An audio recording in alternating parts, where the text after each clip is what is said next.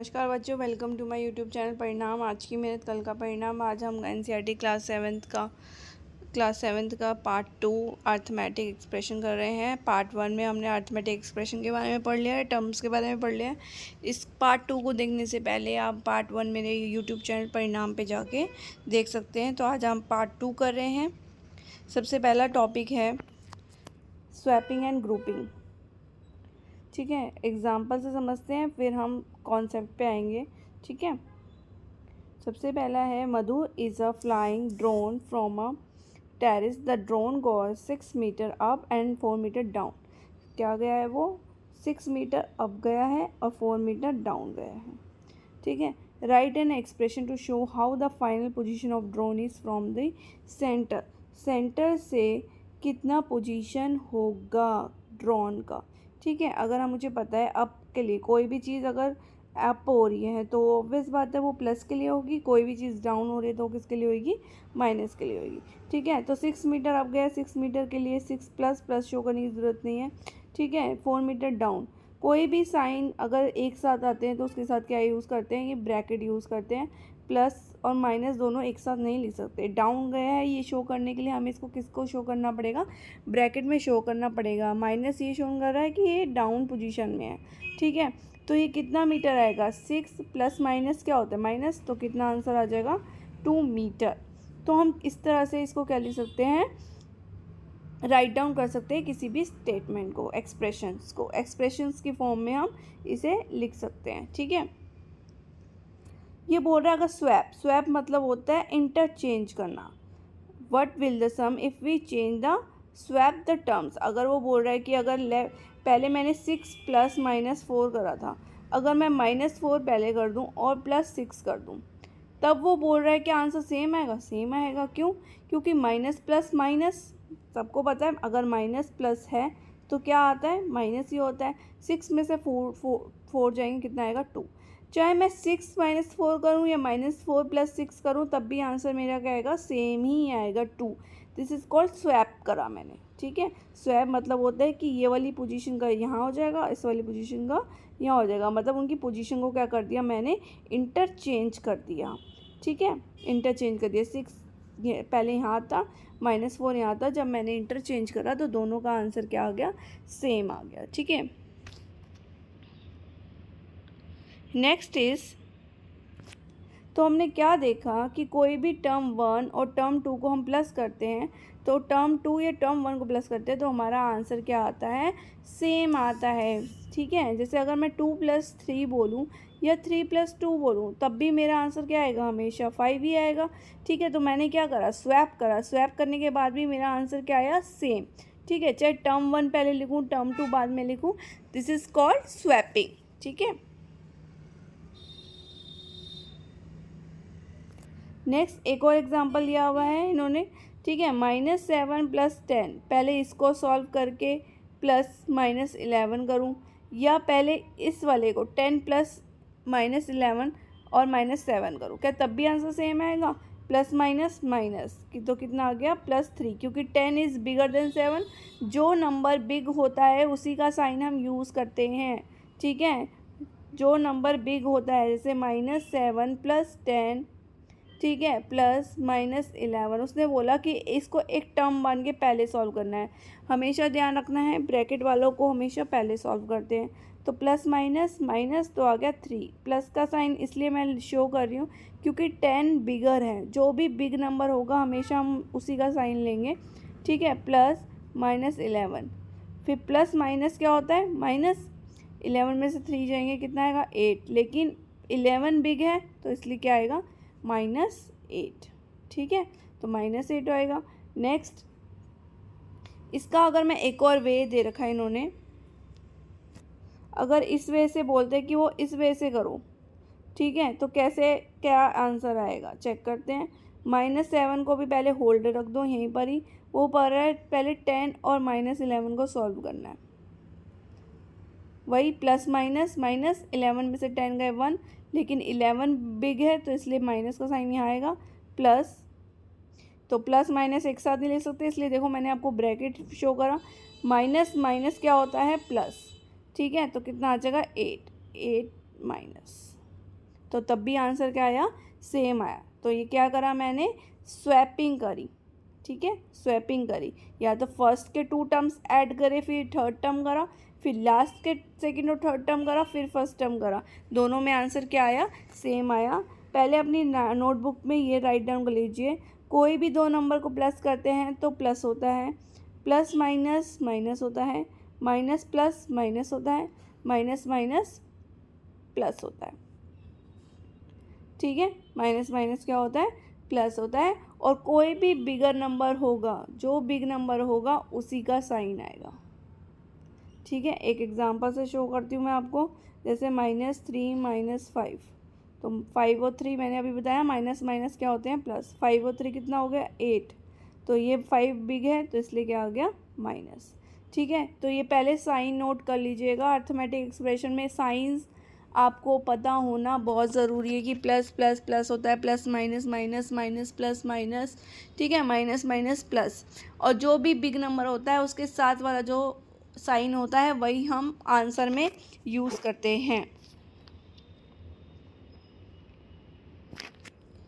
ठीक है। वो तो था टर्म 1 और टर्म 2, ठीक है, वो था टर्म 1 और टर्म 2, इन दोनों को करा तो टर्म 2 प्लस टर्म 1 आ गया था, दोनों का आंसर क्या आया था, same.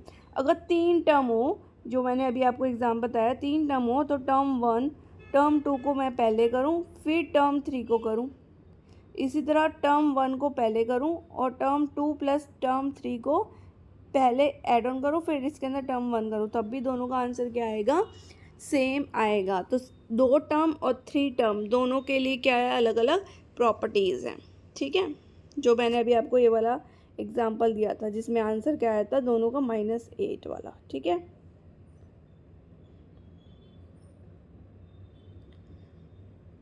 More expression of their terms, एक एक क्वेश्चन कर लेते हैं। Example 7, Ammu, Charan and Madhu and John went to a hotel and order 4 dosa. उन्होंने क्या करा, एक 4 डोसा ऑर्डर करे, हर डोसा की कॉस्ट 23 थी। They wish to thank the waiter by tipping 5 rupees. उन्हें क्या करना था, 5 रुपीज़ टिप करनी थी। तो कैसे इवेल्युएट करोगे आप इससे, ठीक है। अब इवेल्युएट कैसे करेंगे, 4 डोसा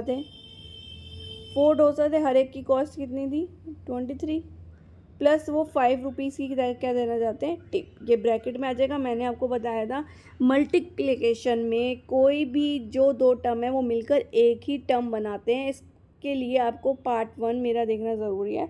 मैंने उसमें आपको बताया था कोई भी मल्टीप्लिकेशन में 2 नंबर आ रहे हैं वो हमेशा एक ही टर्म में क्या होते हैं, काउंट होते हैं। तो ये टर्म 1 हो गया, ये टर्म 2 हो गया, ठीक है। तो इसको किस तरह से आंसर करेंगे, ये मैं दोबारा आपको लिख के बता रही हूँ। 4 × 23 का क्या हो गया, डोसा हो गया, ठीक है, प्लस 5। तो पहले इसको सॉल्व करेंगे तो कितना आ जाएगा, 92 + 5, आंसर इज 97। तो इस तरह से क्या कर लिया हमने, इसको इवेल्युएट कर लिया।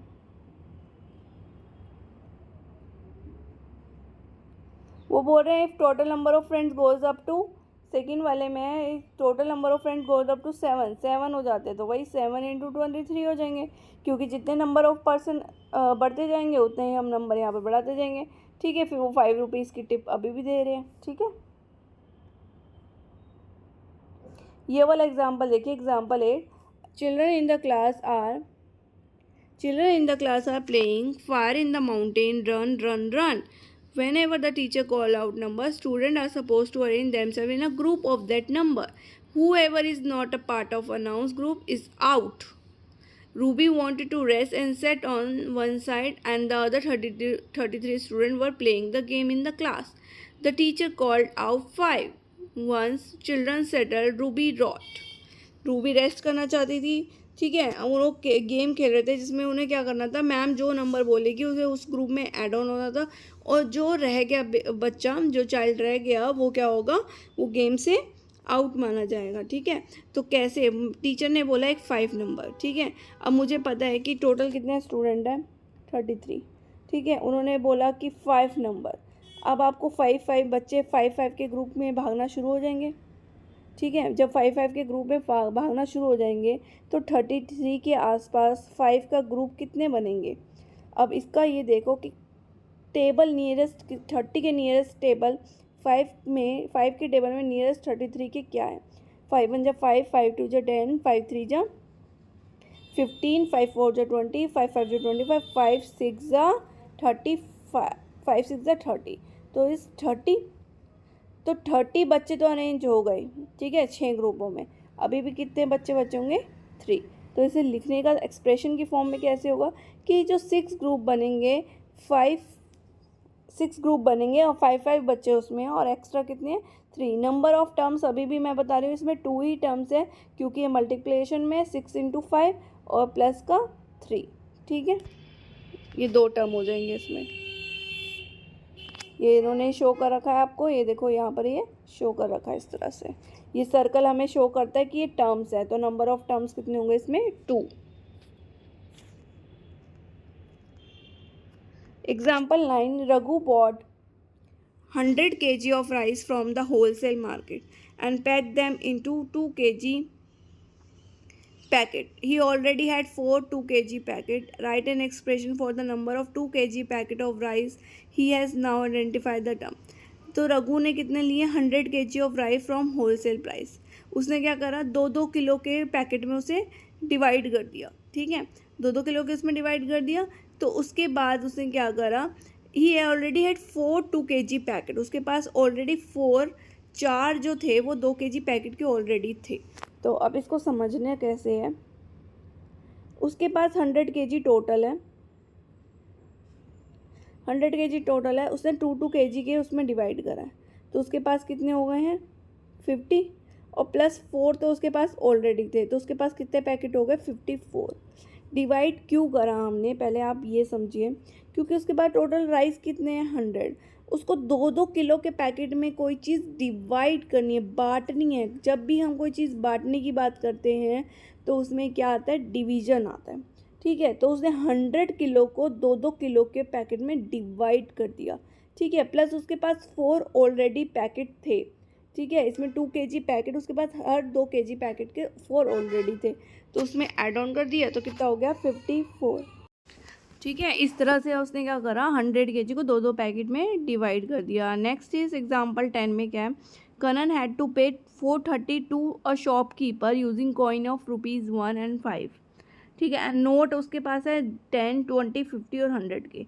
How can he do it? तो कैसे अपने पैसे देगा, ठीक है, कनन कैसे उसे पे करेगा, ठीक है।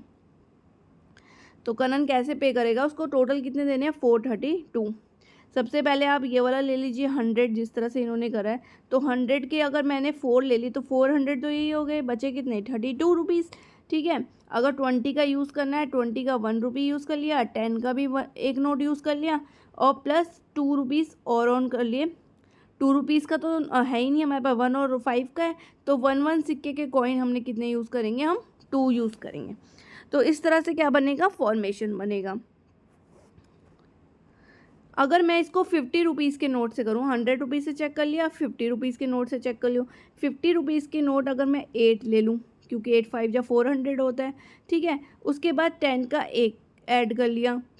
अब मुझे 5 रुपीज़ के कॉइन यूज़ करने हैं, 5 रुपीज़ के कॉइन यूज़ कर लिए। 1 रुपये का कॉइन यूज़ करना है, तब भी 2 आएगा। तो इस तरह से क्या करना है हमें? कॉइन्स और नोट के बीच में क्या करना है? 432 को डिवाइड करना है। तो ये क्या होता है? एक्सप्रेशंस होते हैं। कोई भी एक नंबर को हम इलेबोरेट करके जब हम लिख देते तो ये क्या बन जा रहा है? एक्सप्रेशंस बन रहे हैं, ठीक है। तो हमने आज क्या करा, रिकॉल कर लेते हैं दोबारा से।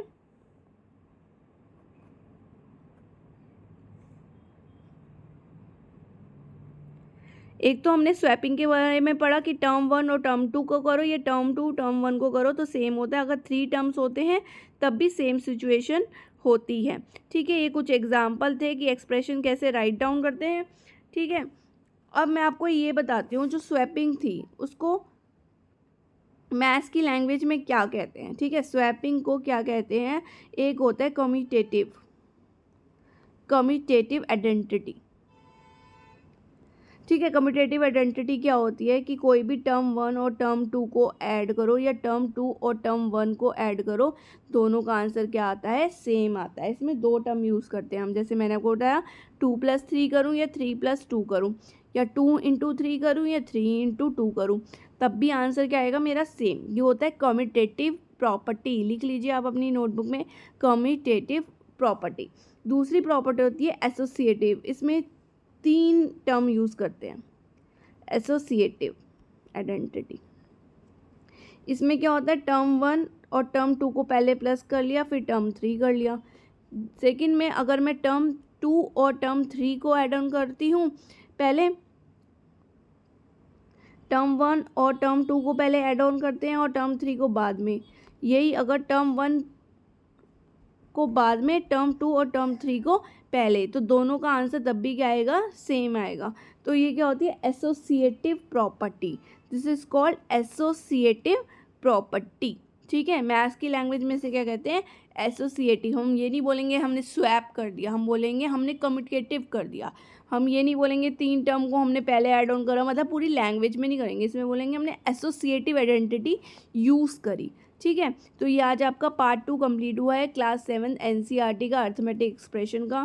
For more video please like share and subscribe my YouTube channel परिणाम। और आज आपको मेरी क्लास कैसी लगी प्लीज़ कमेंट सेक्शन में ज़रूर बताइएगा। Thank you so much.